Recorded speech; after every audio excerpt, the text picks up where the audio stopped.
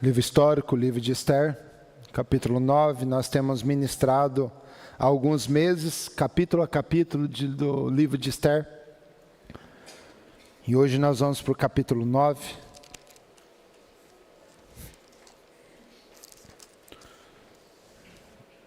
Livro de Esther, capítulo 9, quem achou, diga amém. A vingança dos judeus, o Purim. No 13º dia do 12º mês, que é o mês de Adar, isso é entre fevereiro e março, quando deviam entrar em vigor o decreto do rei, naquele exato dia os inimigos dos judeus aguardavam um momento de vencê-los no campo de batalha. Entretanto, aconteceu tudo muito diferente dessa expectativa. Os judeus que dominaram aqueles que os odiavam. Os judeus se reuniram nas suas cidades, em todas as províncias do rei Assuero, para erguer a mão contra aqueles que procuravam o seu aniquilamento. E ninguém conseguiu resistir-lhes, pois o temor dos judeus havia caído sobre todos os povos. E todos os príncipes das províncias, os sátrapas, os governantes, os administradores de negócios do rei cooperavam com os judeus, porquanto grande era o temor que se alimentavam em relação a Mardoqueu. Mardoqueu exercia forte influência no país, no palácio real, e a sua fama se espalhou por todas as províncias.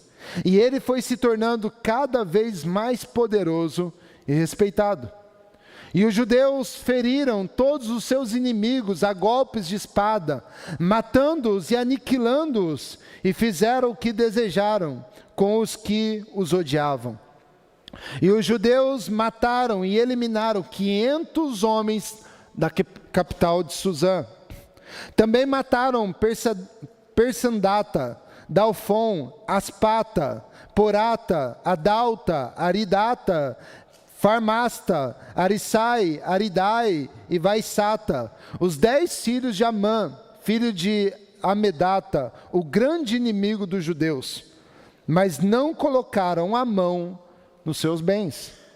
Naquele mesmo dia, o total da cidadela de Suzã foi relatado ao rei, que informou a rainha Esther: os judeus mataram e liquidaram 500 homens e os 10 filhos de Amã na capital Suzã, que terão feito as demais províncias do rei? Agora, pois, qual é a tua petição? Pede-me e será igualmente atendida. Qual é o teu desejo? Dize-me e ele te será concedido. Então lhe declarou Esther: se for do agrado do rei, que os judeus de Suzã tenham autorização para executar também amanhã o mesmo decreto real de hoje, para que os corpos dos 10 filhos de Amã sejam expostos a toda a gente pendurado na forca. E o rei aqueceu e imediatamente deu ordens para que assim se procedesse. E o decreto foi anunciado publicamente em Suzã. E os corpos dos 10 filhos de Amã foram pendurados na forca. E os judeus de Suzã ajuntaram-se no 14º dia do mês de Adã, e mataram 300 homens de Suzã. Todavia, não tocaram os seus bens. Entre mentes, os demais judeus que viviam nas províncias do império, da mesma forma se reuniram para se proteger e se livrar dos seus inimigos. E exterminaram 75.000 homens dos que os odiavam, mas não se apossaram de qualquer bem dos seus inimigos. Todos de fato ocorreram no 13º dia do mês de Adar, e no 14º dia descansaram, e fizeram dessa data um dia memorável de festa e de júbilo. Os judeus da capital Suzã, contudo, tinham se reunido no 13º e no 14º dia, e no 15º descansaram, e dele fizeram um dia memorável, de banquete e de muita alegria. E por esse motivo, os judeus que viviam em vilas, em aldeias, comemoraram o 14º dia do mês de Adar, com um dia de banquetes, honra e júbilo, um dia em que se envia porções de alimento e presentes uns aos outros. E Mardoqueu registrou por escrito todos esses acontecimentos, e enviou cartas a todos os judeus de todas as províncias do rei Assuero, tanto das mais próximas como as mais distantes em todo o reino. E ordenou-lhes que todos os anos se lembrassem e guardassem o 14º e o 15º dia do mês de Adar, isso é, fevereiro e março. Porquanto nesses dias os judeus se livraram de todos os seus inimigos. E nesse mês a sua humilhação e tristeza tornou-se em honra e júbilo, e o seu pranto num dia de festa. E escreveu-lhes recomendando que comemorassem aquela data memorável, como nos dias de festa da felicidade, de troca de saudações, de presentes e de ofertas aos pobres. E assim, os judeus passaram a observar a tradição de realizar aquela celebração, conforme Mardoqueu lhe havia prescrito. Pois Amã, filho do Agagita Amadate, inimigo de todos os judeus, tinha tramado malignamente contra eles, tentando exterminá-los. E para tanto, havia lançado isso é, a sorte, com o objetivo de conhecer a melhor maneira de realizar a destruição total dos judeus.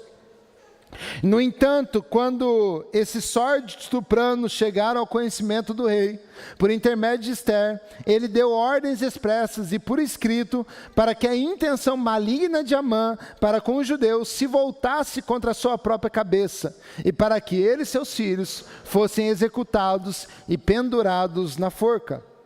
E por isso, aqueles dias ficaram conhecidos na história pelo nome de Purim, por causa da expressão pur, considerando tudo o que estava escrito nessa carta, o que tinha visto e o que de fato havia acontecido em todo o reino.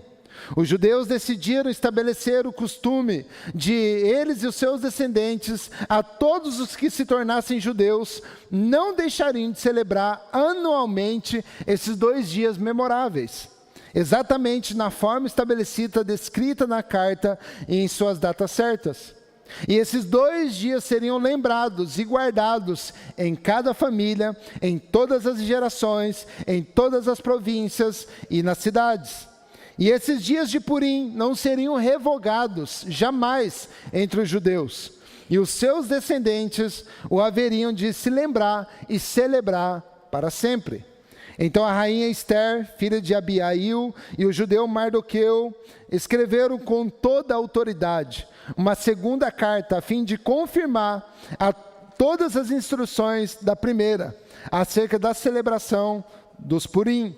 Mardoqueu enviou cartas a todos os judeus dos 127 províncias do Império de Assuero, desejando paz, segurança e prosperidade, e confirmando-os que os dias de Purim deveriam ser comemorados em datas exatas e determinadas conforme o judeu Mardoqueu e a rainha Ester haviam estabelecido, e decretado para si mesmo, para que todos os judeus e para que seus descendentes de todas as gerações, e acrescentou observações sobre tempos de jejum, sobre lamentação e sobre preparações. A ordem expressa da rainha Ester confirmou todos os regulamentos para a correta observação do Purim, e todas essas informações foram escritas em um livro de registros históricos. Amém? Hoje nós estamos indo aí para a reta final da nossa série de mensagens, falando sobre o rei, a noiva, o intercessor e o adversário. Ao longo dos meses nós tratamos sobre esse contexto, apontando logicamente para nós hoje, com a rainha Ester, ela representa a igreja hoje, o rei Assuero representa o nosso Deus, Mardoqueu representando o Espírito Santo, e Amã, o adversário, representando o diabo, Satanás, aquele que milita contra nós. E nós já observamos tudo aquilo que Deus fez através da vida de Mardoqueu e da vida de Ester. Nós vimos o livramento de Deus, mas não apenas o livramento, nós vimos também como a sorte deles se mudaram, se transformaram. Na noite que deveria ser a morte deles, foi a noite da recompensa de Deus, da reviravolta de Deus na vida deles. E hoje eu quero ministrar sobre livramento e vitória que se tornam memoriais em nossas vidas. E esse texto, no capítulo 9, ele começa dizendo que no dia da batalha, que o povo que foi influenciado por Amã a matar os judeus, o dia que eles aguardavam matar e aniquilar o povo de Deus, foi o dia que a sorte do povo de Deus mudou. Porque vejam, Amã, ele morreu, mas os inimigos do povo judeu não tinham morrido todos ainda. O grande inimigo, o chefe, aquele que arquitetava todo o plano de aniquilar com os judeus, ele foi morto. Mas ainda havia inimigos do povo de Deus. E uma das coisas que nós precisamos observar na nossa vida é basicamente da mesma forma. Nós vencemos o diabo. O diabo não tem influência sobre a minha, sobre a sua vida, amém? Nós vencemos essa influência de Satanás em nós. Mas você pode ter certeza que ele sempre vai enviar os seus mensageiros para tentar nos fazer retornar às velhas práticas de vida. E nós precisamos entender, como Martim Lutero, ele tem uma frase dele célebre que diz: eu achava que eu ia morrer no dia do meu batismo e a minha carne ia ser morta, né? Mas eu esqueci, ou eu não sabia que a bendita da minha carne, ela aprendeu a nadar. Então todo dia eu tenho que matar a minha carne. E a vida cristã é essa vida. Eu não sei qual que é a tua dificuldade, a tua luta, mas é algo que nós precisamos lidar na nossa vida cristã. Toda fraqueza que Deus encontra em nós, ou que o inimigo encontra em nós, nem sempre, e eu digo para você, a maioria das vezes, essa vontade, esse desejo não vai ser aniquilado em nós. E por isso o desafio de todos os dias, nós vencemos a nossa carne. O grande problema que talvez foi pregado na igreja é uma transformação que nos tira toda a vontade que a gente tinha lá atrás. Não, você precisa aceitar Jesus, você precisa batizar, e a partir disso, quando você recebeu o Espírito Santo, você não vai ter mais as vontades que você tinha antes. Esse é o maior engano que nós podemos pregar. Porque as nossas limitações, os nossos males, os pecados que militam em nós recebemos a Cristo, nos convertemos ao Senhor, passamos pelas águas do batismo, passamos pela renovação espiritual, com o batismo do Espírito Santo, mas a nossa carne vai continuar militando todos os dias naquela fraqueza nossa de outrora, amém? E por isso nós precisamos vencer a nossa carne todos os dias. Nós precisamos lutar contra os nossos desejos diário. E por isso, amados, nós precisamos conhecer quem nós somos. Uma das coisas que o cristão mais faz de errado é essa soberba de se achar o santarrão. Não, não tem problema nenhum.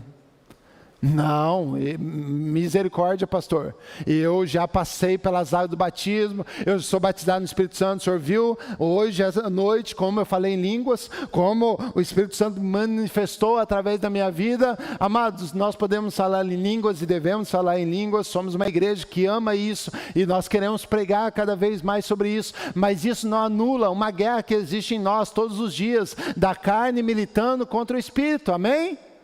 E por isso que Jesus nos aconselha dizendo: a carne é fraca, mas o Espírito está pronto. Mas qual é o problema nosso? Nós usamos esse versículo de Jesus para dizer: pequei, pastor, mas Jesus disse, né, a carne é fraca. Não, Jesus não falou esse versículo para te dar desculpa você pecar. Jesus está dizendo: a tua carne é fraca, mas o teu Espírito está pronto. Então o teu Espírito, ele tem autoridade sobre a tua carne. Porque a carne é fraca não por causa do pecado, gente, ou para pecar. A carne é fraca em comparação com o Espírito que está pronto. Então uma das coisas que nós como cristãos não devemos nunca falar é: eu errei porque a carne é fraca. Não. A carne é fraca em diz respeito ao Espírito que está pronto e ele habita em você. Mas a grande pergunta é: você está alimentando mais quem? A grande pergunta que a gente precisa fazer todos os dias quando a gente deita no travesseiro para dormir é: quem eu alimentei mais hoje? É aquela historinha, né? Não sei nem se é verdade, porque eu já ouvi tanto pastor, tanta pessoa falando sobre essa história, a gente já não sabe se é fábula, se é verdade. A historinha do rapaz lá, esquimó lá, que tinha os lobos lá, os cachorros dele. E lá não tem muito evento, né? Não tem muito entretenimento, é neve, neve, neve. E o entretenimento deles é o quê? Fazer briga de cachorro. Então eles fazem a rinha lá de cachorro e solta lá os cachorros. E os caras apostam. Eu dou tanto que o cachorro tal vai ganhar. Daí o outro ia lá e ganhava. E na outra semana esse rapaz levava de novo os 2 cachorros. E todo mundo olhava aquilo e falou assim, não, ele ganhou semana passada, ele vai ganhar de novo. Não, eu vou votar nesse daqui agora, vou colocar dinheiro, vou apostar nesse daqui. E ele perdia, o outro ganhava. E esse homem foi ganhando dinheiro, até que o dia perguntaram para ele, cara, como você sabe quem vai ganhar e quem vai perder? Porque só você que ganha nisso, cara. A gente não ganha nada. A gente acha que é um e é o outro, a gente acha que é o outro, na outra semana é um. O que está acontecendo? E ele falou, é simples. Vai vencer aquele que eu alimentar durante a semana. E a vida cristã é dessa forma, amados. O que vai vencer em nós não é a fraqueza da carne ou o espírito está pronto. O que vai vencer em nós é aquele que nós estamos alimentando mais. A grande mentira e o maior constrangimento que nós podemos ter como igreja hoje é a gente querer viver uma vida cristã que a gente não está alimentando a vida cristã. A gente querer falar de um Deus que a gente não está buscando esse Deus. A gente querer falar de um reino que a gente não está buscando por esse reino. A gente querer falar de uma justiça que a gente não está se alimentando dessa justiça. A gente querer falar de um amor que a gente não está buscando por esse amor. O grande erro, o grande engano que nós podemos cometer como igreja é falar de um Deus que a gente não está próximo dele. E aí a gente vira apenas pessoas que falam e não tem o quê? O alimento. Não está abastecido, não está cheio. Nós falamos de um Deus que a gente não está se relacionando. A gente está falando de uma Bíblia que a gente não está lendo. A gente está adorando canções que a gente não está vivendo. Aí a nossa vida não flui, a nossa vida não deslancha. Por quê?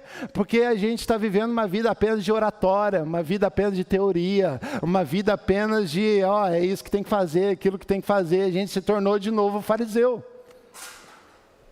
Que tem a palavra perfeita, que tem a oratória perfeita, mas que falta vida, não tem conteúdo, não tem busca, não tem veneração, não tem devoção, não tem oração, não tem leitura bíblica, não tem vida com Deus. E as coisas não vão funcionar. Mas uma igreja que está alimentada em Deus, que está firmada em Deus, ela sempre vai experimentar o livramento e a vitória que vem de Deus. Posso ouvir um amém? Porque é a promessa de Deus. Romanos 8 diz que nós somos mais do que vencedores por meio de... Então a nossa vitória, amados, não está na palavra eu sou mais do que vencedor. Não, a minha vitória está em eu ser mais do que vencedor em Cristo Jesus. Eu estou dentro dele, eu estou no meio dele, eu estou próximo dele. E eu só vou ser mais do que vitorioso se eu estiver em Jesus. É a pergunta que eu gosto de fazer perguntas, né? Primeira pergunta é, você está em Jesus? Você está enraizado em Jesus? Você está, sabe...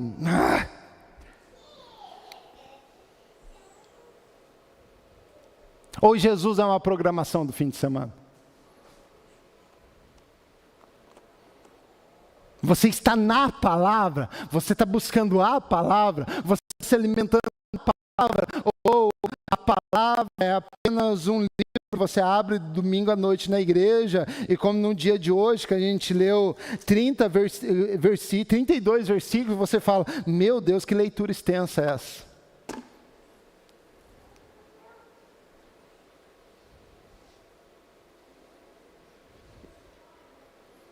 Porque aqueles que estão alimentados pelo Espírito, que buscam pelo Espírito, eles amam ter cada dia mais do Espírito em suas vidas.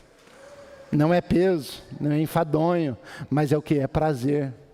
Porque eu estou nesse negócio todos os dias, eu estou me alimentando todos os dias, eu estou buscando todos os dias, e eu fico extremamente feliz em saber de uma igreja que quando a gente começou esse livro de Esther, muitos irmãos falaram: pastor, eu estou lendo o livro inteiro. Eu não resisti, pastor, eu li essa semana o livro inteiro. Louvado seja Deus, porque a vida cristã é isso, se alimentar da palavra desse Deus.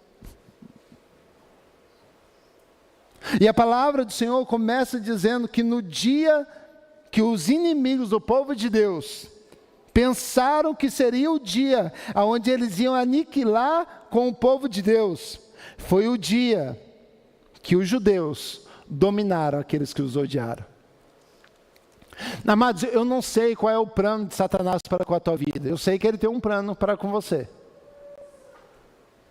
Mas deixa eu dizer uma coisa para você: se você estiver em Deus, o dia que o diabo vai achar que o dia que ele vai acabar com a tua vida, vai ser o dia que você vai vencer sobre toda a autoridade de Satanás que tenta militar contra você. Porque nosso Deus é um Deus que muitas vezes ele parece até piadista, né? Por isso que nos Salmos a palavra de Deus diz que o Senhor olha os reis da terra, e deles ele dá risada. Deus zomba dos reis da terra, porque ele vê eles conselho aqui, liga para um presidente lá, liga para o outro rei lá, e vamos destruir, vamos acabar com esse negócio. E Deus no seu alto sublime trono, ele dá risada dos intentos do inimigo. E no dia que eles acham que vai ser a vitória deles, vai ser o dia da destruição deles. E eu quero declarar essa palavra sobre a sua vida. A data que Satanás marcou para acabar com você, vai ser a data da tua vitória definitiva sobre todo o mal sobre a tua vida. Eu quero declarar essa palavra, que o dia que Satanás marcou na agenda lá infernal sobre a tua vida, vai ser a data onde ele vai ser confundido e frustrado pelo poder de Deus manifesto sobre você. Mas para isso acontecer, nós precisamos estar no centro da vontade de Deus, buscando Ele todos os dias, estar na presença dEle todos os dias.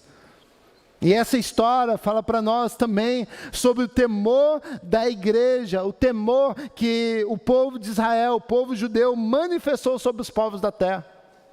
No versículo 2, a palavra de Deus diz que não acabaram apenas com aqueles que odiavam a eles, mas no versículo 2 diz que ninguém conseguia resistir os judeus, porque o temor dos judeus caiu sobre todos os povos da terra. Amados, uma das coisas que nós precisamos entender: quem quer ver o Brasil tomado pelo temor e a glória de Deus? Diga amém. Amados, a responsabilidade de ver uma nação voltada para o Senhor é minha, é sua, é nossa. O que vai fazer o Brasil se voltar totalmente para o Senhor Jesus, amados, é um Brasil que olha para a igreja comprometida, temendo, amando e buscando o Senhor todos os dias. Não é o mundo que nos influencia, mas é nós que temos que influenciar a nação. E nós haveremos dizer que a nossa nação é do Senhor Jesus, amém? Mas começa comigo, com você, começa conosco.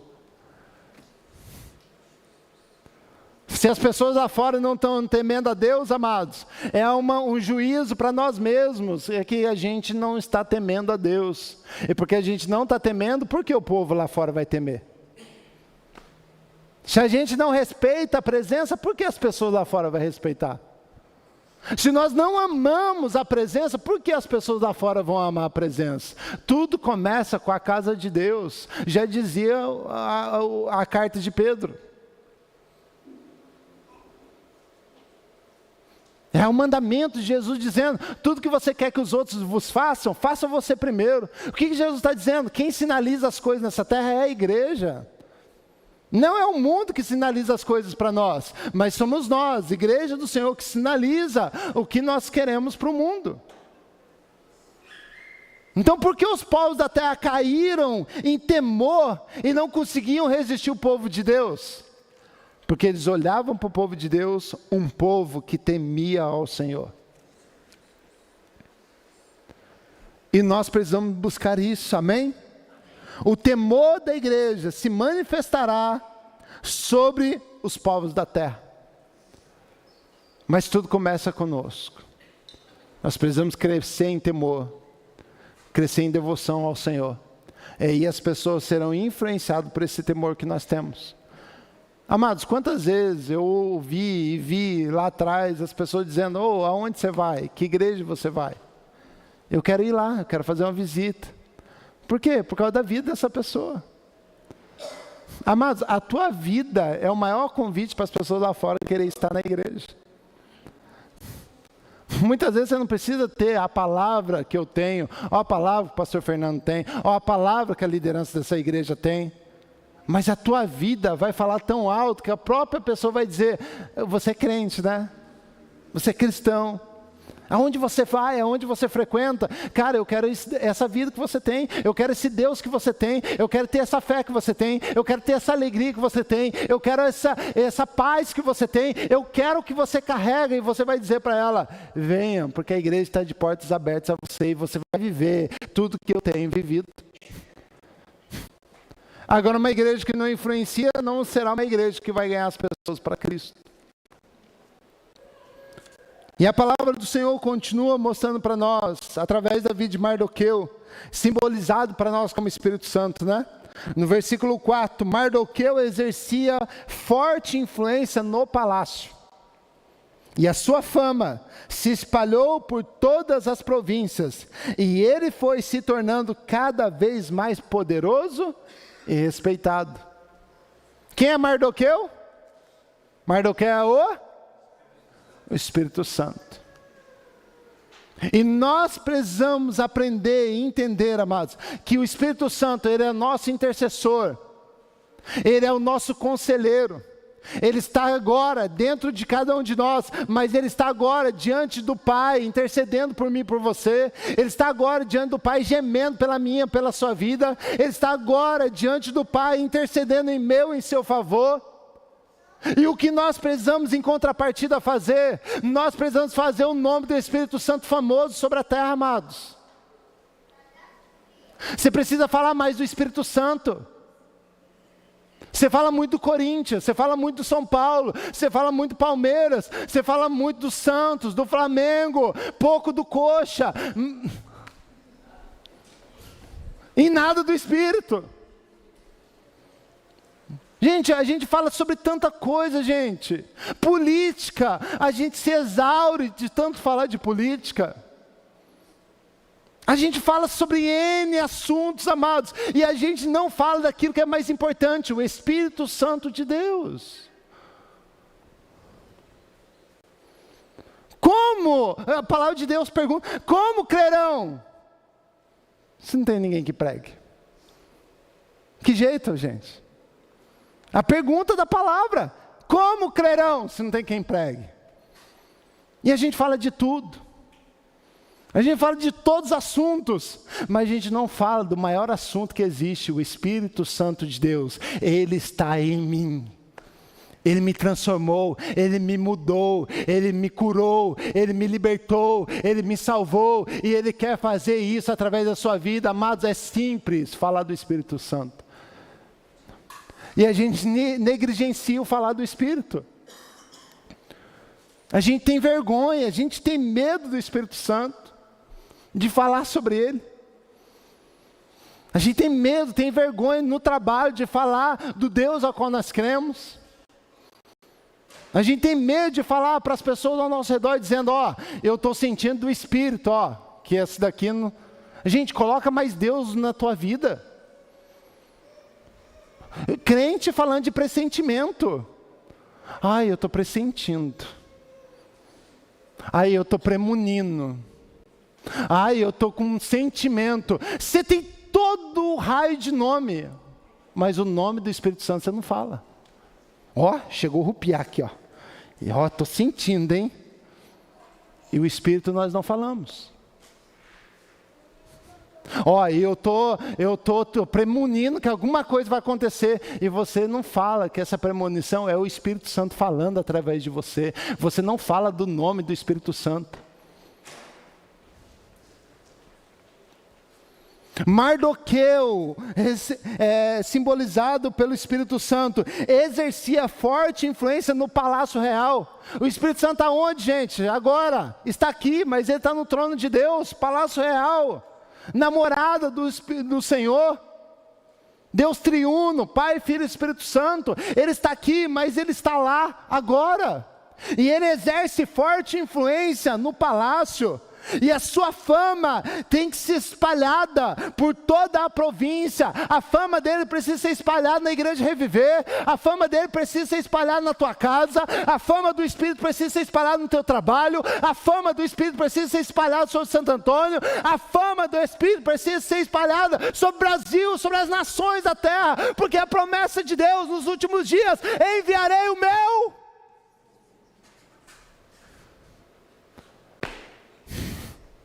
E como Deus vai enviar um Espírito que as pessoas nunca ouviram falar? Gente, nós temos uma mentalidade de avivamento que não existe. A gente acha que o avivamento vai ser por osmose. Deus resolveu, vai abrir o céu, vai derramar sobre toda a carne. Amados, precisa de pessoas para falar, para anunciar, para dizer acerca da bendita pessoa do Espírito Santo. E Ele vai derramar do seu Espírito sobre toda a carne, porque tem uma igreja que está espalhando o nome do Espírito.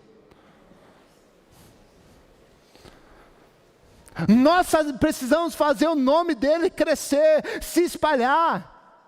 Mas nós não podemos fazer o nome da nossa igreja se espalhar mais do que a palavra do Espírito. Não podemos. Não podemos, gente, ser uma igreja que as pessoas conhecem mais o nome da nossa igreja do que do Espírito Santo.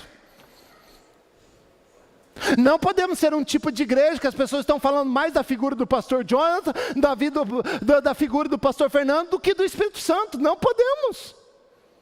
A fama é de quem, amados? Quem é digno de tudo? É eu?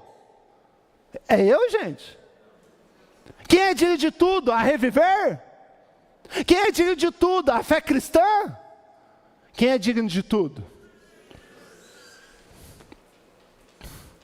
E se Ele é digno de tudo, Ele merece e Ele é digno de ser espalhado sobre os quatro cantos dessa terra. Ele merece, Ele é digno de que você fale dele aonde você está. Na sua casa, no seu trabalho, aonde você está, Ele é digno de ser espalhado através de você. Faça Ele famoso. Amados, eu voltei faz uma semana na rede social, estou quase saindo de novo. Porque eu não aguento. Eu não aguento, gente. Ver rede social de cristão, amados. Todo dia é postagem de política, é todo dia postagem de futebol, é todo dia postagem de várias coisas, mas não vê um mísero versículo de João 11:35, Jesus chorou pelo menos. Você está espalhando a fama de quem, gente? Teu Instagram está espalhando a fama de quem? Pergunta que eu quero fazer para nós nessa noite. Teu Instagram está anunciando a fama de quem?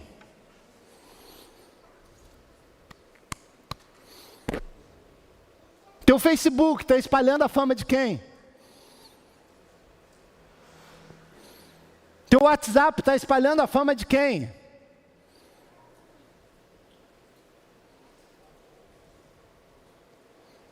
Amado, você quer falar de política? Fale. Você quer falar de time de futebol? Fale. Você quer falar sobre questões sociopolíticas? Porque agora, meu Deus, nós é tudo um pouco, né? Um pouco de doido, um pouco de médico, um pouco de político, um pouco de tudo. Gente, você quer falar sobre tudo que você quer falar? Fale, mas não se esqueça de anunciar aquilo que é mais importante, a fama ao Espírito Santo. Posso um amém teu? Nem que você não vai fazer nada com isso, mas pelo menos um amém teu eu quero ouvir. Gente, a internet tem tanta coisa bacana, gente, para você buscar, para você edificar. Eu lembro antigamente, quando estudava, gente, eu ia ler a Bíblia, gente, eu tinha que ler uma Bíblia com uma tradução, Sirvos-Iá, e os Sirvos darão, e tudo uns bagulho doido, e eu tinha que ter a enciclopédia do meu avô do lado, para me entender o que o versículo estava falando. Enciclopédia dessa grossura, era uma Bíblia enorme de um lado, a enciclopédia do outro lado, e eu estudando a palavra de Deus, e hoje nós temos tudo nesse daqui, e nós nunca fomos tão burros, intelectualmente, biblicamente falando. Você tem tudo aqui, gente, pelo amor de Cristo Jesus.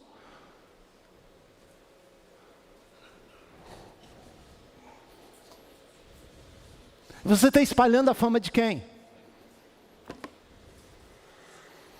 Porque a fama de Mardoqueu era espalhada, o Espírito Santo, a sua fama era espalhada sobre todas as províncias, e ele foi se tornando cada vez mais poderoso e respeitado. Gente, deixa eu dizer uma coisa para você, o Espírito Santo é diferente de Deus Pai. Porque Deus Pai vinha sobre as pessoas, e ele manifestava o seu poder sobre a vida das pessoas. O Espírito Santo é diferente, ele só vai ser poderoso, ele só será influente, ele só será famoso, ele só será respeitado, se você for instrumento para isso, porque ele habita em você.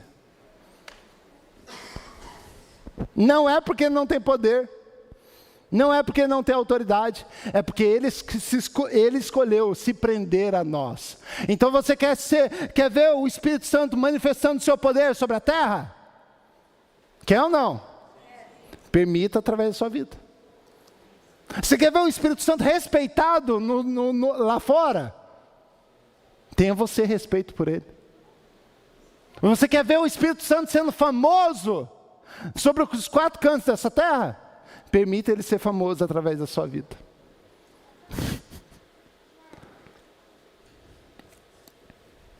Eis que estou à porta e bato. Se alguém ouvir, abrir seu coração, eu entrarei, cearei com ele, e ele comigo. Talvez o Espírito Santo está ali, junto com Jesus, batendo a porta, e falando: igreja, deixa eu entrar. Gente, a gente pode correr o risco de ser um tipo de igreja que está falando de um Deus que está do lado de fora falando: eu quero entrar. Porque como já falou, né? Esse texto a gente usa para evangelismo, né? Você que é do mundo, eis que o Senhor está à porta e bate. Amados, essa palavra não é para as pessoas do mundo, essa palavra é para a igreja. Deus está falando: igreja, vocês se fecharam dentro da igreja de vocês, jogaram eu para o lado de fora, eu estou aqui batendo na igreja. Eu quero entrar. Vocês estão falando de mim, deixa eu entrar. Eis que estou à porta e bato. Se alguém ouvir a minha voz e abrir o seu coração, porque o Espírito Santo não é Satanás que usa uma brecha. Eu achei uma brecha na vida da Ivete, vou entrar. Não, o Espírito Santo ele é educado, ele é gentil. Eis que estou à porta e bato. Se alguém ouvir, abrir a porta, eu vou entrar. Porque nosso Deus não é ladrão, não é assaltante. Nosso Deus é Deus.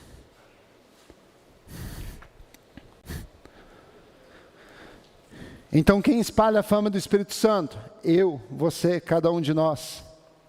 Aí a vitória vem, a vitória da igreja se perpetuará de geração em geração, mostrando para nós do versículo 7 ao versículo 14, Esther falando com o rei, dizendo: rei, permita-nos amanhã o novo decreto como o de hoje, permita que a gente venha vencer os inimigos, os filhos de Amã que ainda estão vivos. E no outro dia eles oraram e mataram os 10 filhos de Amã. Sabe o que isso significa, amados? Que Deus não quer dar vitória apenas para a nossa geração. Deus quer dar vitória para os nossos filhos. Deus quer dar vitória para os nossos netos.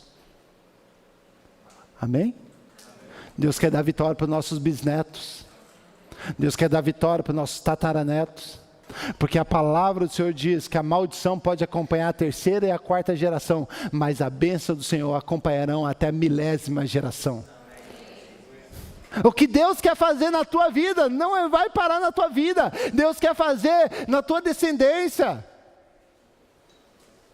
E você vai dizer: eu e a minha posteridade somos poderosos nessa terra. Eu quero declarar essa palavra em nome de Jesus. Não apenas você vai vencer, os teus filhos vão vencer, os teus netos vão vencer, os teus bisnetos vão vencer, os teus tataranetos vão vencer. Você vai passar, mas até a 1000ª geração da tua família vai vencer na autoridade do nome de Jesus. Porque é a promessa do Senhor. Por isso que Deus faz na minha e na sua vida, amados, não para aqui. Tem que se perpetuar. Por isso que a palavra de Deus mostra para nós que Ele é Deus de Abraão, de Isaac. Está falando do quê? Descendência. Deus não quer ser apenas o teu Deus, Ele quer ser o Deus dos teus filhos, dos teus netos. Assim, o Deus que alcançou a vida da minha avó, alcançou a vida dos pais dela, alcançou a vida dos irmãos, das irmãs dela, alcançou a vida dos meus tios, e vai alcançar novamente o coração do meu pai. E alcançou o meu coração, alcançou o coração dos meus primos, das minhas primas, e vai alcançar o coração dos nossos filhos.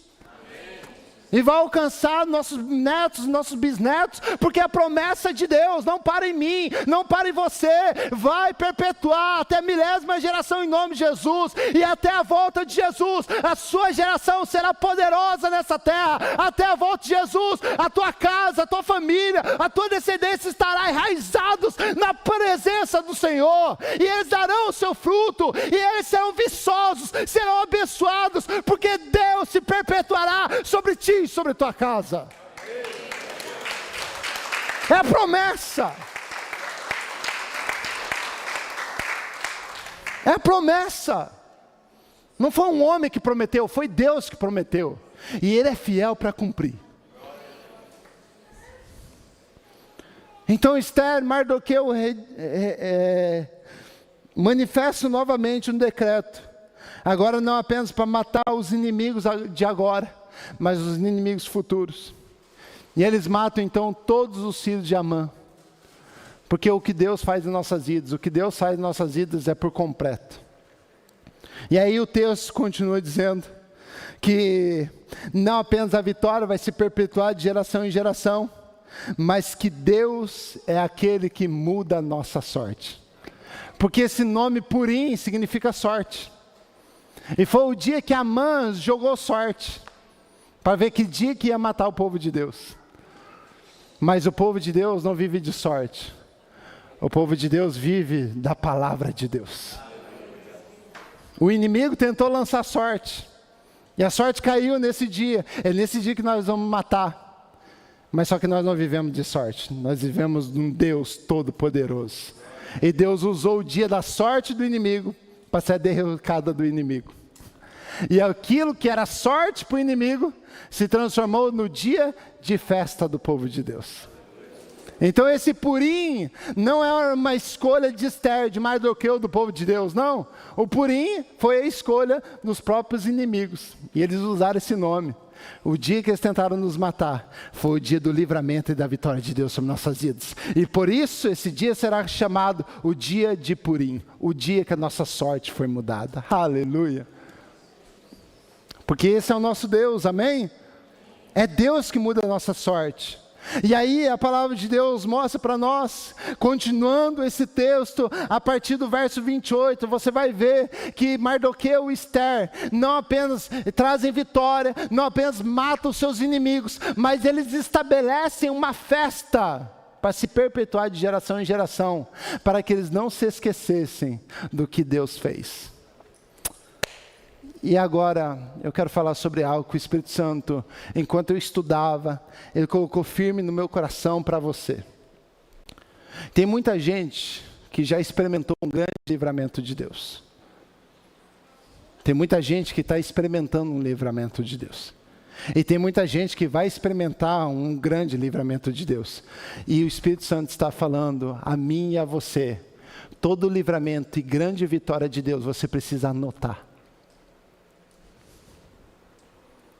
Anote todos os livramentos de Deus. Recebeu um grande livramento de Deus? Anota na Bíblia, anota em algum lugar, anota para que você nunca se esqueça desse dia.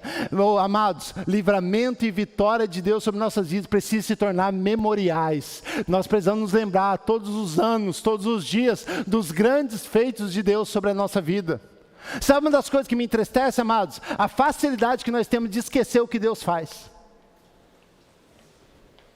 A gente vive uma vida, amados, recebendo um monte de livramento de Deus lá atrás, e hoje nós estamos vivendo uma vida de insatisfação. Sabe por quê? Porque a gente se esqueceu do que Deus já fez. Agora, quando a gente se lembra, a gente anota, amados, sempre nós vamos render graça ao Senhor por tudo aquilo que Ele já fez para nossas vidas. E o Espírito Santo tem falado para nós nessa noite: não se esqueça de nenhum dos meus benefícios em favor de você. E por que a gente precisa anotar? Porque não é cabeçudo, não esquece. Coisa ruim não é top. Coisa ruim, meu Deus, nós sabemos a hora, nós sabemos o segundo, o milésimo. Quando é coisa ruim, você até fala: ai, parece que eu estou de novo naquele momento. Mas coisa boa, que dia você batizou? Ai, pastor, não sei. Que dia você foi batizado no Espírito Santo? Não sei. Que dia que Deus te curou? Não sei, pastor. Que dia que Deus te libertou das legiões de demônio? Não sei, pastor. Dá esquizofrenia na gente, dá amnésia. Mas a coisa ruim aconteceu há 500 anos atrás, nós sabemos. Por que você acha que coisa ruim a gente esquece, mas as coisas boas de Deus a gente se esquece? Por que você acha? Porque é uma guerra espiritual. Satanás sabe que o gatilho para o sobrenatural de Deus é a gratidão. E quando a gente não se lembra e não é grato, não tem coisas novas acontecendo. Lembra-se de Jesus? Toda a multiplicação de pão de Jesus, o que ele fez? Senhor, esse povo vai me matar, estou aqui no deserto, estou com fome. Senhor, envia comida, faz alguma coisa. Não havia desespero em Jesus. Ele pegava aquilo que ele tinha, levantava e...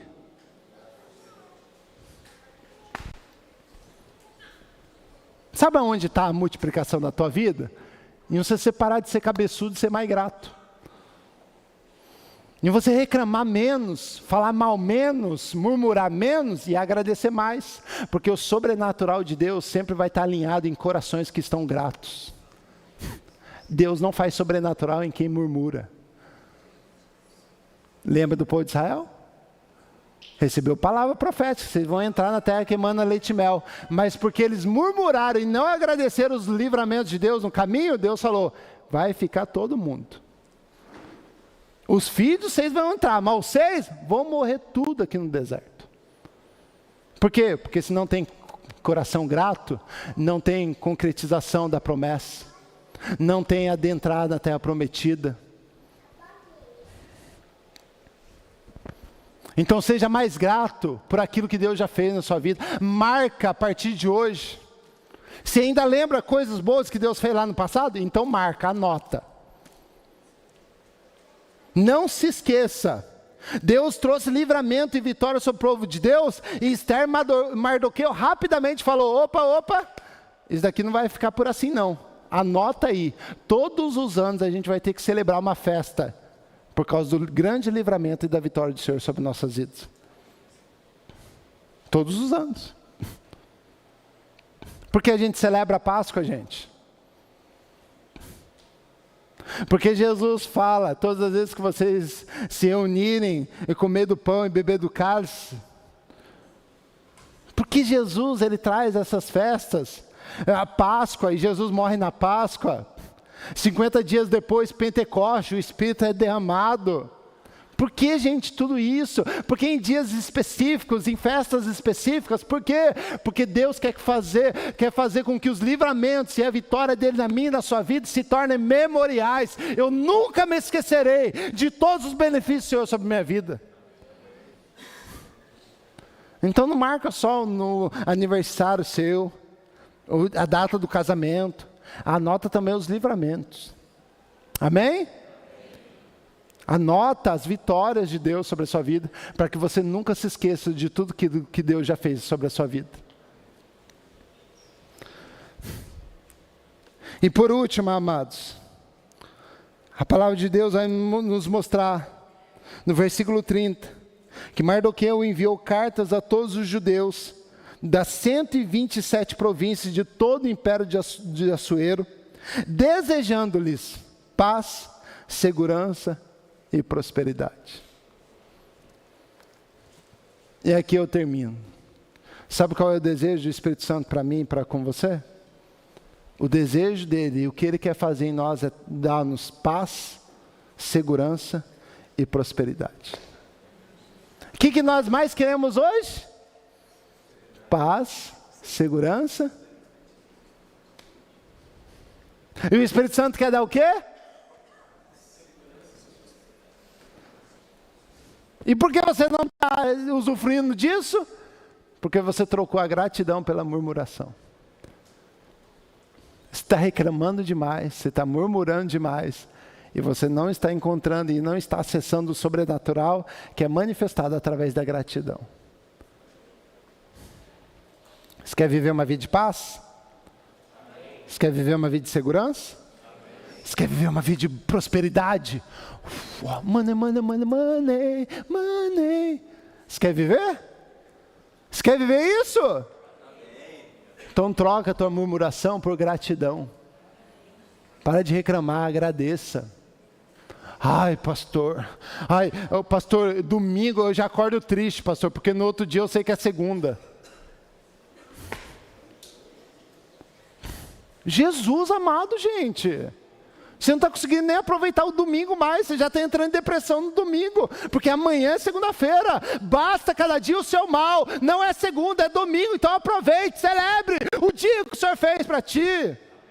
Vem para a igreja moribundo, ai meu Deus, depois do culto eu vou dormir e amanhã não tem trabalho. Nem chegou ainda e você nem sabe se vai chegar. Você tem certeza que vai ter segunda-feira amanhã, gente? Não tenho certeza não. Pode ter para vocês, talvez para mim não. E daí? Então troca essa murmuração tua por gratidão. Eu sei que os dias são difíceis, gente. Gente, a gente não é alienado. Eu não quero contar uma vida que não existe. Eu sei que os dias são difíceis, mas a escolha é minha e sua, de nós escolhermos olhar para ser grato do que olhar para murmurar. Eu sei que as coisas estão caras. E eu sei que 1º de agosto está vindo aí e tem uma taxação aí para vir. Mas seja grato, porque Deus que te sustentou e vai continuar te sustentando sobre qualquer taxa humana. Porque Ele é Deus. Ou Ele é um homem? Então, Deus que sustentou a igreja sobre as mais terríveis situações, o Deus que sustentou a igreja sobre martírio, o Deus que sustentou a igreja sobre perseguição, o Deus que sustentou a igreja nas grandes depressões econômicas, o Deus que sustentou a igreja em 2008, é o mesmo Deus que vai continuar sustentando a igreja em 2020, em 2021, 24, 25, 26, 27, 28, 29, 30, até a sua volta. Porque é Ele que sustenta todas as coisas. E se Ele sustenta todas as coisas, Ele vai sustentar os seus filhos, os seus eleitos, a sua amada igreja. Ele que te sustenta. Ele que te abençoa. Ele que te dá paz. Ele que te dá segurança. E é Ele que te dá prosperidade. Vamos colocar de pé para agradecer por isso?